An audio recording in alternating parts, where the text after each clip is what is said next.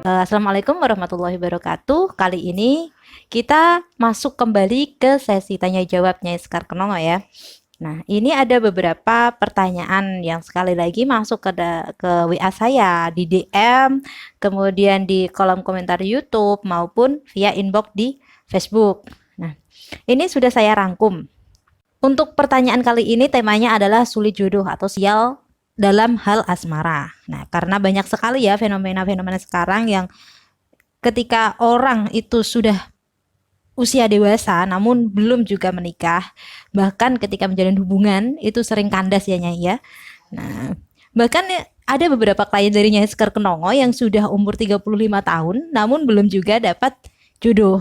Nah, itu kan banyak sekali penyebabnya ya. Nah, itu akan dikupas di dalam tanya jawab kali ini. Kayak gitu. Nah, untuk pertanyaan pertama ya Nyai ya. Kebanyakan orang yang mengalami sulit jodoh atau sial dalam hal asmara itu karena apa Nyai?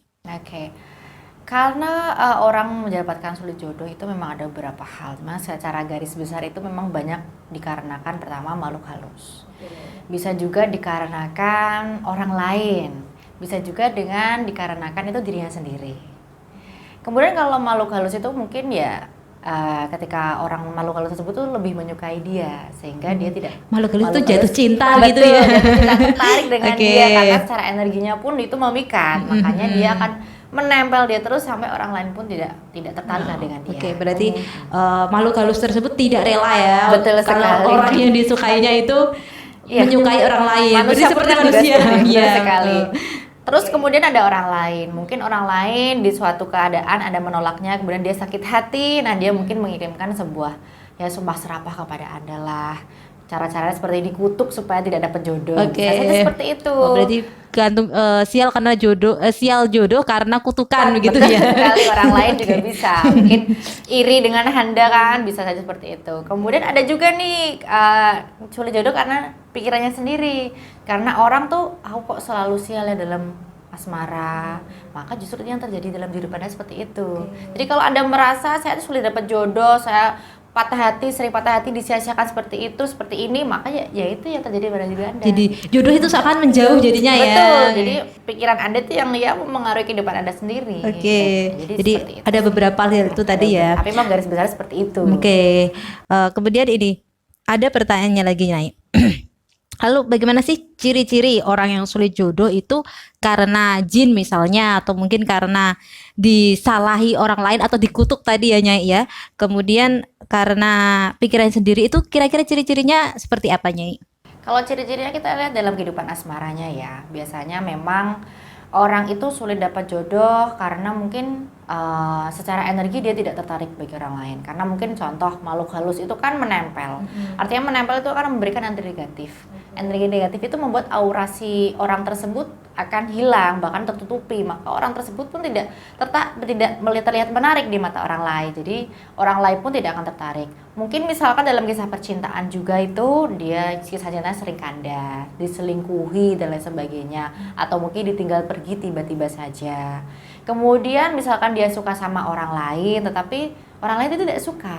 Kemudian ketika orang lain suka, dia tidak suka. Jadi memang seperti dibola-balikan oleh perasaannya. Jadi memang kita bisa lihat dalam kehidupan asmaranya seperti apa. Kalau memang itu terjadi sampai lebih dari 3 kali, bahkan 5 kali ke atas, itu bisa jadi memang ada sesuatu ya. ada sesuatu yang membuat ada tuh sulit jodoh. Berarti rata-rata ciri-cirinya memang seperti itu ya Nyai ya. Asmara bisa dilihat sendiri seperti apa. Oke. Lalu ada pertanyaan lagi nih. Untuk mencegah hal itu terjadi itu kita harus bagaimana Nyai? Oke. Kita kupas satu-satu ya Mbak ya. Jadi misalkan karena dikarenakan makhluk halus ya. Makhluk halus itu ya untuk mencegahnya supaya tidak menempel dengan kita ya, kita lebih tepatnya mendekatkan diri kepada Tuhan, beribadahnya diperbaiki dan lain sebagainya. Kemudian kan di suatu daerah pasti ya, mungkin di sekitarnya juga adalah tempat-tempat angker yang katanya hati-hati kalau di situ, jaga-jaga perilaku. Nah dari situ kita juga harus jaga perilaku karena mau tidak mau kita memang hidup berdampingan dengan makhluk halus ya. Makanya saling menghormatilah, saling menghargai dunia masing-masing. Jangan berperilaku yang mungkin melenceng atau mungkin dapat menyakiti hati si makhluk halus. Dan juga kalau misalkan kita ngomongin orang lain ya, karena orang lain tadi sulit jodohnya, ya tadi kita harus jaga perilaku. Mungkin kalau Anda suatu saat ditembak seseorang yang dan Anda tidak tertarik, ya maka Anda harus cari cara halus untuk menolaknya. Begitu, jangan dikata-katain, aku nggak suka sama kamu, mungkin jelek dan sebagainya, jangan seperti itu. Itu justru menimbulkan sakit hati. Nah, sakit hati itu justru akan memberikan dampak negatif bagi Anda. Kemudian kita membahas soal pemikiran kita sendiri yang membuat kita sulit jodoh. Karena ya tadi Anda terlalu berpikir, Anda terlalu putus asa, Anda akan sial terus asmaranya dan sebagainya, Anda tidak nikah-nikah, ya maka itu yang terjadi pada diri Anda. Maka Anda perlu ubah tuh mindset Anda seperti apa, pandanglah positif ke depan. Mungkin saya akan mendapatkan jodoh yang seperti ini, silahkan dibayangkan. Maka insya Allah saya yakin itu akan datang ke dalam hidup Anda. Berarti mulai menargetkan sesuatu yang kita inginkan gitu ya. Jadi memang harus ada target. Orang berdoa pun kepada Yang Maha Kuasa kan juga biasanya diberitahukan harus rinci, mau seperti apa. Gitu.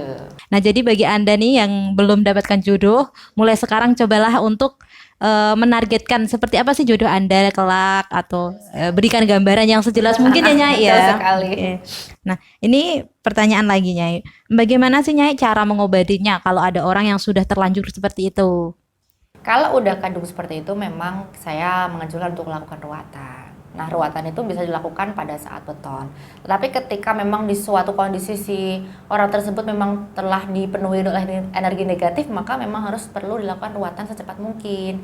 Contohnya beberapa kali klien saya itu meminta, ya kita ruat di daerah pantai, pesisir. Karena dipercaya ketika Anda melakukan ruatan di pantai, maka aliran air akan membawa pergi kesialan Anda.